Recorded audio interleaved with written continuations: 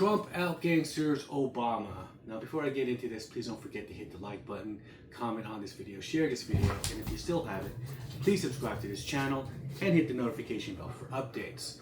So with that out of the way, okay, so, Trump posts this meme with Obama, AI video of him being arrested by the feds, and Trump is sitting there just kind of grinning, right, and laughing, and of course you hear the Village People and YMCA. It's like a victory song, right? Now, this is coming at the time of the whole Epstein crisis, debacle, the so-called cover-up or whatever it is, how the media is just playing with this whole thing. And I'll get into that because it really is important, because the I guess the narrative, even with these so-called conservative pundits or these conservative influencers, are saying that Maga is really concerned about Epstein.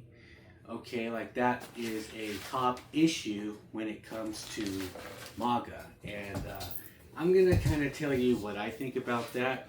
And but first, let me get back to what I was saying as far as Trump being more gangster than Obama. So, if you kind of see how Trump handles situations, and he likes to send messages. He likes to show some optics as well.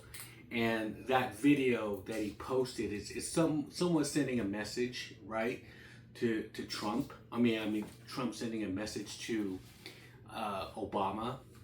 It's sort of just like one of my favorite films. My favorite film from Quentin Tarantino is Kill Bill. And at the end of Kill Bill 1, the bride is telling one of Bill's aides to, send him a message. And the message is, I want him to know what I know, right? I want him to know, I want him to know. You know what I mean? And it's sort of that kind of thing, right? Because I'll give you 3 examples of how Trump is always kind of sending a message, but sometimes it's right in front of your face, you know what I mean? And some people can't see it, but I mean, like, one of them, okay, so the first example would be Lindsey Graham, who's just a piece of shit in the Republican Party, and he brings them on the stage at his rally in Lindsey's hometown, right? Because he is just a warmonger, and he's just he's a rhino, he's a neocon, he's pro-war and this and that. And so Trump kind of like brings him on stage, and he knows that his supporters hate Lindsey Graham. I don't like Lindsey Graham. He's a piece of shit. He's a warmonger, right? And so he gets booed like, damn, it was just like a boo fest. It just would never end. And he's trying to even say something, and he just can't. And, it's just like, you want to come back to me after you were talking a lot of shit, right? And Trump also, when introducing him, he's sort of giving him like this kind of angry smile kind of thing, like, and kind of just like, yeah, fucker, I'm gonna put you through this shit. And it's been shown on all different networks, right? Oh, Lindsey Graham got booed, and because he's a snake, he's an opportunist. He's gonna go, man, I didn't know how powerful Trump was. Now I'm gonna kiss his ass, and he's gonna make you go through some shit first, right? So that was one. The second kind of gangster thing that Trump did was when Sean Hannity asked him about, hey, did you show the Taliban leader a picture, gave him a photograph of his house? And he said, yes, I did. It was a coordinates of where his house was, and the Taliban leader was like, "Why are you giving me this, Your Excellency?" And he's just like, just get on board, pretty much. And Byron Donalds pretty much was there too, and he was saying, yeah, that was a very gangster shit what he did. It was just like, the Taliban leader's like, I don't know what this is all about, and whatever. And he's all, well, you'll figure it out, right? Fucking bomb your house, right? And so that's number two. And number three, he has a memory like an elephant, right? So when the first, on the beginning of his new term, the first press conference came in around at the Oval Office, and he has this picture, this mugshot on the wall.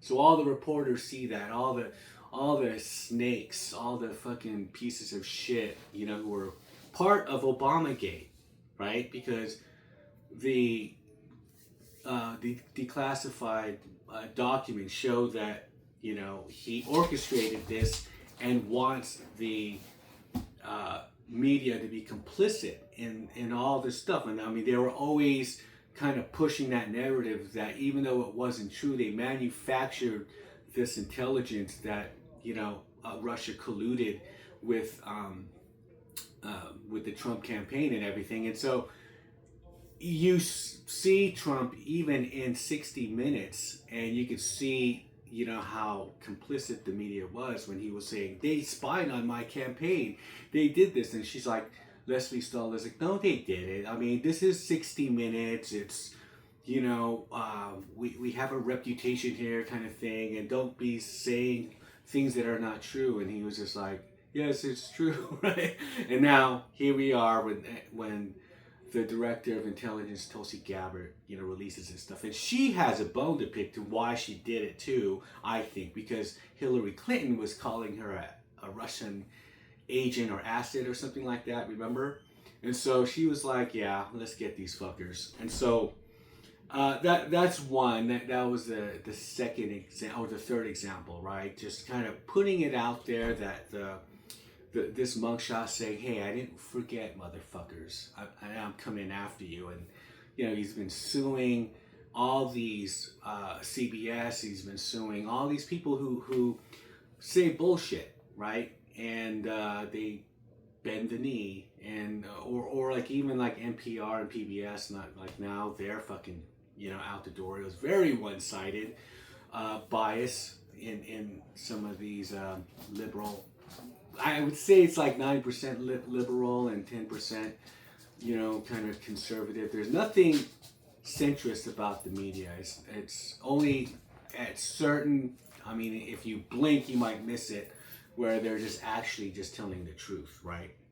And so, yeah, I felt like the Oval Office, to the picture, sending a message to these people, like, he just does not give a fuck anymore, because they tried to put him in prison for 700 years. They tried to bankrupt him. They had 2 impeachments, right? And this is all stemming from the first Obamagate thing, which is what has been declassified. So it's an ongoing kind of like shitstorm from one thing to another. The trying to remove his name from the ballot, and okay, the 2 assassination attempts, and probably more, but I mean, which the news, the media was saying, oh, well, it's probably a conspiracy theory. I don't think he got shot. It's just really fucked up. Fannie Willis, the RICO charges, and, he was held in court, and they're just trying to keep him in court in New York City so he won't campaign, right? And then he gets a rally going off in the South Bronx, and the media says, oh yeah, 10 people showed up, or 10, it was a small crowd in Jersey, and there was just like a fucking ocean of people, right? And this is the thing when it comes down to all this stuff that has happened to him, and the things that he has to do when he's in office now. So he's not only just, okay, so he passed the bill, he had to close the border, he has to do some things with ICE, and what else? There was other kind of Texas was going on, right? And people were dying, and the body count was increasing, and everything like that. And so they ask him about Epstein, and he's just like, "What the fuck?" Right? In his mind, it's like that's there's a lot of shit that's going on. You know what I mean? He had to bring in the National Guard and the Marines because there's like riots going off in LA. And, you know, there's just a lot, in the grand scheme of things with him, he still has to go after these guys because that was the first, those were the original promises. You got to go back to 2017 in his inaugural speech, right? Where he's standing there in front of the American people and he's surrounded in the snake pit. He's got the Obamas, the Bushes, all these fucking characters, right? The Clintons, Kamala Harris, the opportunist with Tampon Tim, and all them. They're all there, right? And he says, today it stops, because they're like, holy shit, right? Here's the guy who's not a politician, but he knows all these fuckers, right? And he even on the debate stage, he's all, I've fucking given money to these people, I've given money to these people. So he knows the game, he knows the players. And so he's saying that, you know, he's going to stop the corruption in Washington. Okay, so this is where the whole Obamagate, the Russia hoax begins, right? So now that this has all come out, and these conservative influencers are trying to say that Maga is more concerned about Epstein than anything else. It's the number one thing why we voted for him, and it's not. That wasn't a promise in 2017. I got to get Epstein. It was Epstein. This whole thing just started gaining traction like last year, and Trump posted on Truth Social a lot of those things that I mentioned about this hoax, the Russia hoax, the Steele dossier, all this stuff, right? Stormy Daniels, all these things that were coming after him because they just cannot have him in there, right? Because this of what's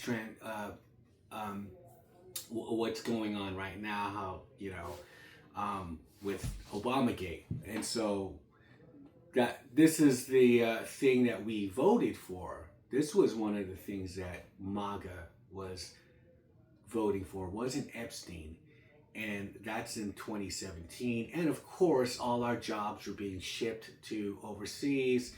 And, you know, just middle America and pretty much the average voter, they did not care about Epstein. Now, I'll tell you who the people were concerned about Epstein and why they're pushing this, even in the so-called independent journalists, conservative influencers. I mean, so this pretty much started off, I would say, these types of people, and I was kind of one of them, is coming from the 9/11 Truth Movement, right? So when you had people like Alex Jones, who is the pretty much the godfather of this whole kind of movement of independent journalists, and he was anti-globalist, anti-New World Order, and I myself voted, the only time I voted when I was 18, I voted for George Sr. because I was just, you know,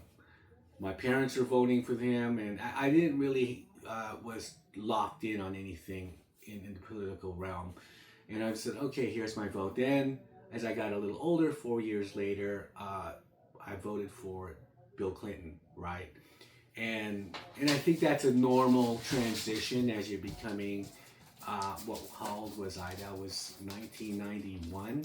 Yeah, so I'm like 21 already, right? 18 to 21, and he is part of my, I guess my peers, and we were 21, and so that's who we were voting for, and you get kind of caught up in the culture.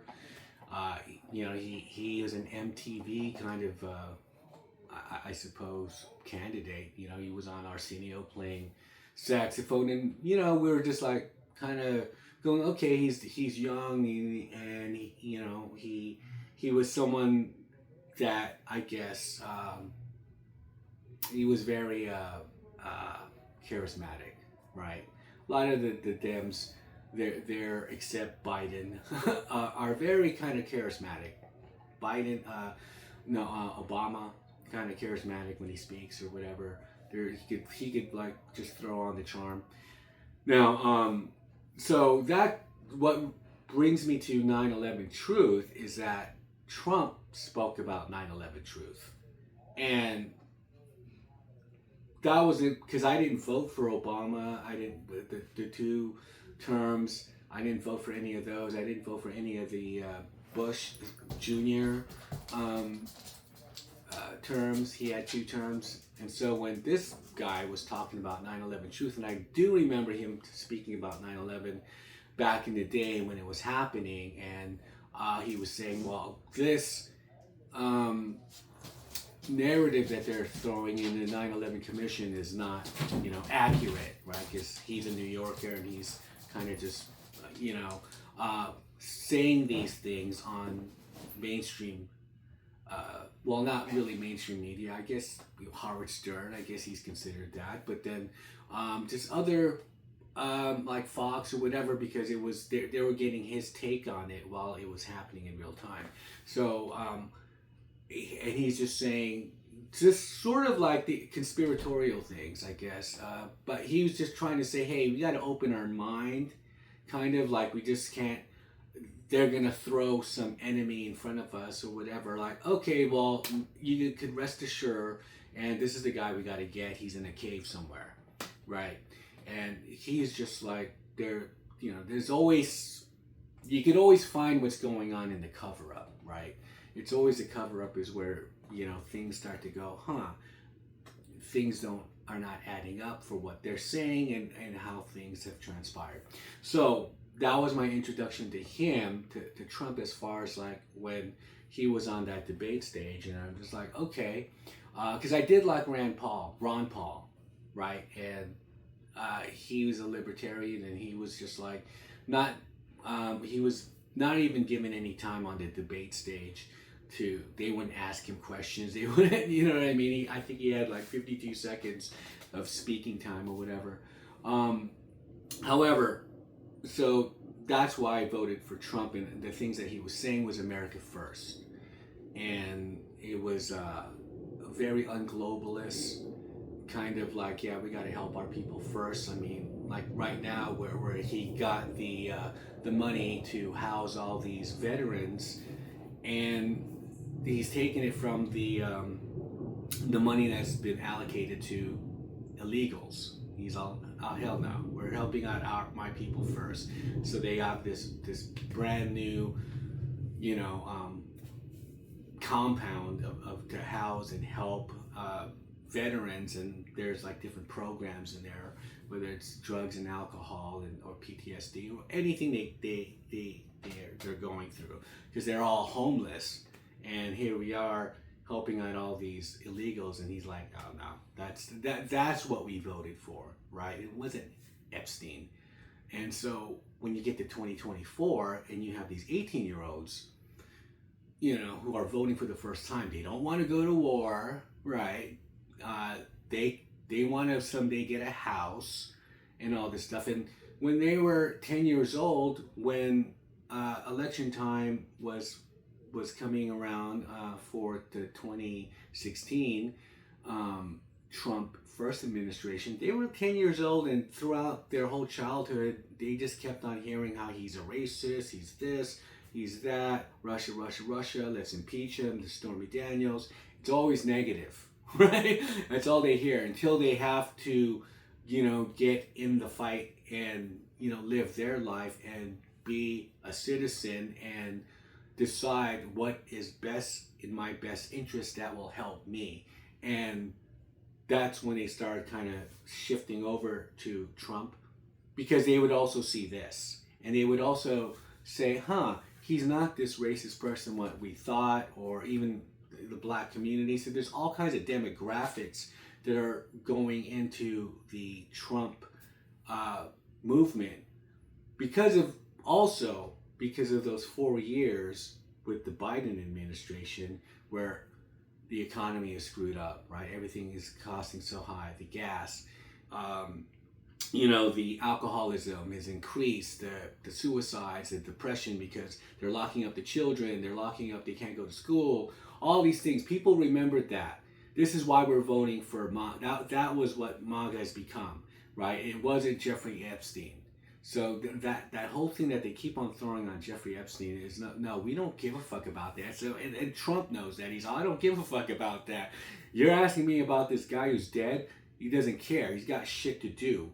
He's got to get back at these fuckers who put him through all this shit. That's what he's thinking, right? If you're in Trumpville in his mind, and all the shit he's been through, Jeffrey Epstein, and he's saying it in the Post. This is another hoax, right? Because they get to the point, these independent, conservative influencers will say, well, see, Trump was right again. Trump was right again. They always said that when the media the mainstream media would contradict what he would say, and then, he proved them all wrong. And even today, he still does that with the tariffs. They thought the whole world was going to go to hell. He's like, no. And then, you remember, he was just like, well, now would be, he posted, now would be a good time to buy. Because he kind of knows this shit. He's a business guy. He knows how this shit works. But they always have to just, anything he says, he has to attack him, right? So even with the whole Epstein thing, he's like, who cares about that? Of course, that's where they were taking this now, and they're going to make it into a Russia kind of hoax and just run with it and just keep him in the media because it's supposed to make him illegitimate, right? And that's what Hillary was trying to do, and that's why he was helped by Obama in the first place, to just make him, okay, he won because they were spying on his campaign, but now that he's won, let's just make him look illegitimate. Now, he doesn't deserve to be there, right? What they're doing, what they're saying that he's doing is what they were doing. That's total left. I believe Pelosi even said that too. She admitted it, and she was speaking about smearing someone. All you gotta do is say it, and then once the media gets a hold of it, and then they'll report it, and it's true all of a sudden. And it was, I can't remember what she called it, but that's what they do. And then if you're just like a mindless kind of person who just hears sound bites and things and you just turn it on, Russia colluded again, the Russia thing, and I mean, there's just been so many other movements, like I was saying, that were coming into MAGA. So you can't really say all of them were for Jeffrey Epstein. Only the 9/11 truthers, that small army of other small people who are part of the MAGA movement, are okay. The ones that are just going, what about the Epstein list? They're the only ones that I feel, that's just me talking, because all these other movements like Brandon Straka, the founder of the Walkaway movement, the gay Democrat who was being harassed by his own liberal people, and he started the Walkaway movement to walk away from the Democratic Party. And you could either go to Trump or you could go to a Republican or independent. And a lot of people is like, yeah, I can't deal with the left. If I'm not, they don't like diversity of thought. And if you say that, you don't agree with boys and women's sports, oh, you're a transphobe, or you're just attacked and you're just said all these things. And, he got up and started this movement. It was big, and it still is big. And he was arrested at January 6th, right? But he was not inside. He wasn't inside. He didn't go into the Capitol. He was just arrested outside. And so the whole movement is so many different things. And that's why the independent, I would say, or journalists or conservative influencers are starting to sound like legacy media to me. Like, they're all going on with the same thing, and once they get their their orders, they just the media they'll say the same thing, the same talking points, just like what Trump put on that post for that meme, where it's all these Democrats just repeating the same thing. No one is above the law. No one's above the law. Nobody is above the law, right? So here we are. No one's above the law. And so with this going on with the Obamagate, this is what we voted for. People like him and the bailouts and him helping out, the cronies, his buddies in Wall Street. Yeah, this is what these people who tax the fuck out of citizens and use it for their own benefit, right?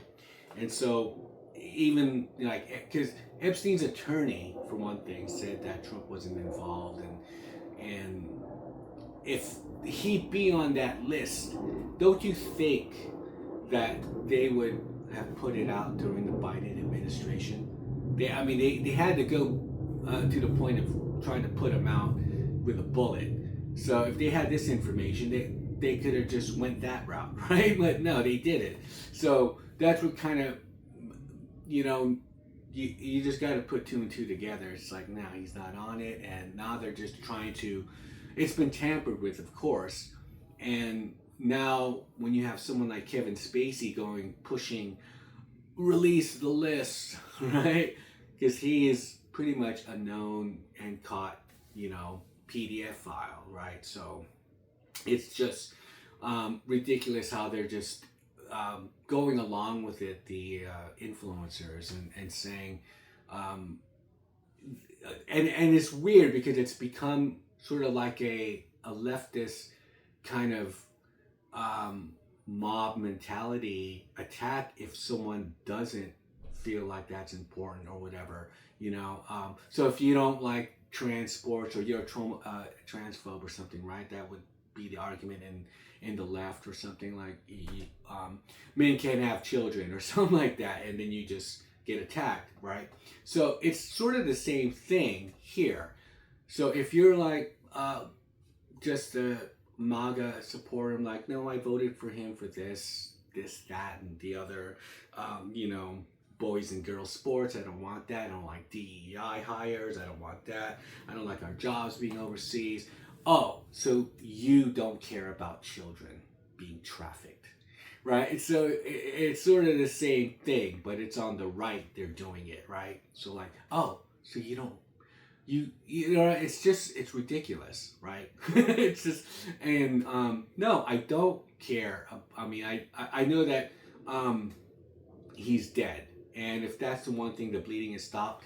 However, if we go and chop off the head of the snake with Obamagate, maybe all these other things will materialize, and a lot more stones will, a whole garden of other stones will appear that we could, check to see what's underneath these stones and that stone, and maybe it will be linked to this whole Epstein thing. But you know what?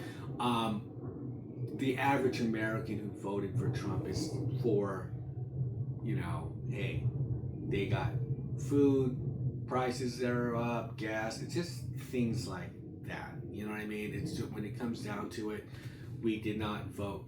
Even back in 2016, we did not vote because Epstein, right? We don't care. Middle America, they don't care about Hollywood films or the lifestyle. They just view them as out of touch fucking lefties in California, or in New York. They don't really kind of, like I'm saying, it's not something that they will be adamant about and go, gosh, we gotta put these people away. It's just they got other things to deal with, more, especially with a lot of these different kinds of catastrophes, natural hurricanes and things that are just going on in America. That is not one thing that's on the minds of MAGA supporters. Okay, so that is my thoughts on this. You know, you could leave a comment below and say, you know what? No, you're wrong. You fucking, it's all about Epstein. That's why we put him in there, and Trump is on that list, and he's not caring. And you know, even though his people fucked up, and the way they were kind of just like Pam Bondi and saying one thing and you know not doing really her due diligence on and not really being careful of how she speaks to the public and all this shit happens, and especially with Dan Bongino and Cash. Trump has never apologized for anything. That's one of his, you know, I guess strengths. He's not going to admit he's wrong. He does have an ego. And so it's just like, yeah, she's doing a great job. I don't care if you don't support me, right? Because he knows he's speaking to that small group of conspiracy nuts. If you don't want to support me because of this whole fucking Trump, this whole Epstein thing, good. I don't care. I have no fucks to give. And his approval ratings went up still during this whole Epstein thing because you know what? He's right. MAGA doesn't care about that as its main issue, and if there's a cover up or this or that. Because what I saw, I mean, the other two, Pam Bondi and Cash, I see them as just like okay, they're the way they are speaking they're very stuttery and they're very nervous and everything like that. When I see Dan Bongino just go, they killed him, this and that. Because even after how he had his podcast and Cash would be a guest on people's podcasting, and they were all saying that, yes, we got to, you know, get the list and start making arrests and all this stuff. But when they're in the game, right, and seeing for what it is, and I'm not taking a side on, you know, of you know, it's not something that will keep me up at night, but you know what, I do would like to see something come about this whole thing, and I guess with this testimony with Maxwell, okay, maybe it's just something that you know you just got to grab your popcorn and just kind of munch your way on. However, back to Dan, it's just that when he said yes, they killed him, well, he committed suicide. I saw in him though. Not like he was full of shit. I seen that he had the look of someone who had humility. Like I was wrong. That's how I saw him. Like, you know, that's in itself transparency, because the people on the left will never admit they were wrong and just say it, you know. And he had that look, like, yeah, he killed himself. Like he didn't want to do it. You know what I mean? And that's how my perception of and how I observed him saying that. But you know what? Maybe something else will turn up. And see, that's the thing. We still don't have everything. So, but up to that point, he said, you know, he looked into everything or whatever. But he's looking at the files that they, you know, put together. The people who could have been involved in it, right? But it's just, I don't know. I was just kind of I'm basing my opinion on how he answered that question and how he looked. He didn't look like he was trying to hide something or whatever. He just looked like someone like, fuck, you know what? I was wrong. And he's coming clean. And that is what, I'll take that than nothing at all. You know what I mean? Than just trying to keep on, just tell them something to you know, to silence them for a while. You know what I mean? It's just like when you're late for something and you just have to keep on coming up with excuses. Oh yeah, I'm on my way right now, and you haven't even left. You know, you're just like, yeah, I'll be there soon, because you know, that's how Pam Bondi is kind of handling this situation. Just tell him something, you know.